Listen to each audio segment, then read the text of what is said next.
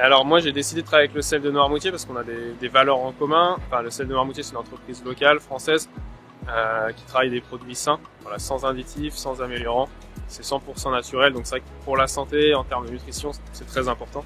Enfin, en tout cas, de mon point de vue. Et en plus, ils ont acquis le label L'Agri-Éthique, donc qui permet une juste rémunération de tous les sauniers et qui permet aussi de transmettre de perpétuer le savoir-faire français. Sur le goût, par rapport à des sels de carrière, voilà, c'est vraiment deux produits qui sont complètement différents. On a beaucoup plus de saveur. Le sel de Noirmoutier, c'est beaucoup plus rond, beaucoup plus agréable en bouche. C'est sain et c'est bon. Donc déjà, on part sur quelque chose qui est vraiment hyper intéressant, quoi.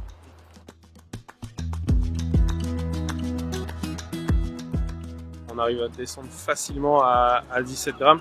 C'est vrai qu'en plus, voilà, avec le goût qu'il a et sachant qu'il a un peu plus d'humidité qu'un sel de carrière, c'est-à-dire qu'à un même pourcentage de sel, on a un peu moins de NaCl qui est introduit dans le pain. Le fait que comme il est plus humide, ben voilà, on va ramener un peu plus d'eau, donc un peu moins de NaCl au même poids de sel incorporé. Donc ça c'est important. Et puis en plus, ben voilà, on va rapporter aussi des oligo-éléments, voilà, quelques produits naturels présents dans le sel. Donc ça c'est aussi très intéressant.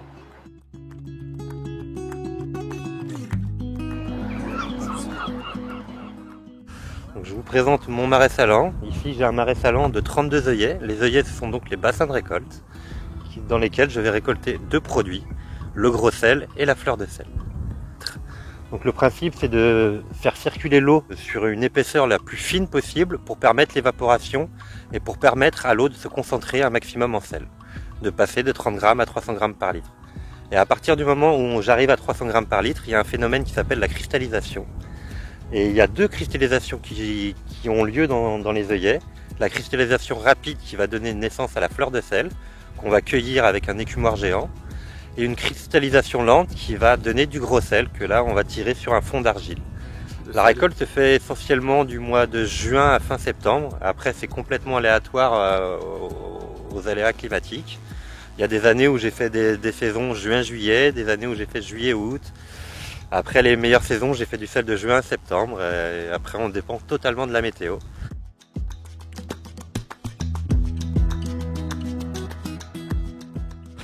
Les avantages de la coopérative pour un producteur, c'est qu'on lui garantit la commercialisation complète de sa production. C'est lui garantir un revenu lissé de mois en mois. On achète le sel au producteur le 1er janvier et on va lui payer sur les 12 mois. Notre modèle économique repose sur la nécessité d'avoir 3 ans de stock minimum et ça nous permet de faire face éventuellement à des années sans production et ça permet surtout de rémunérer le producteur sur tous les ans de la même manière, d'année en année et de mois en mois. Au niveau de la coopérative, donc on est certifié Label Rouge, on est certifié Nature et Progrès depuis 2013. Donc Nature et Progrès, c'est une mention qualité internationale qui répond à un cahier des charges qui correspond plus ou moins du bio. Et prochainement, à partir de cette année, la totalité de nos producteurs vont être certifiés en biologique. Et c'est à partir de 2025 qu'on va commencer à mettre sur le marché des sels commercialisés en bio.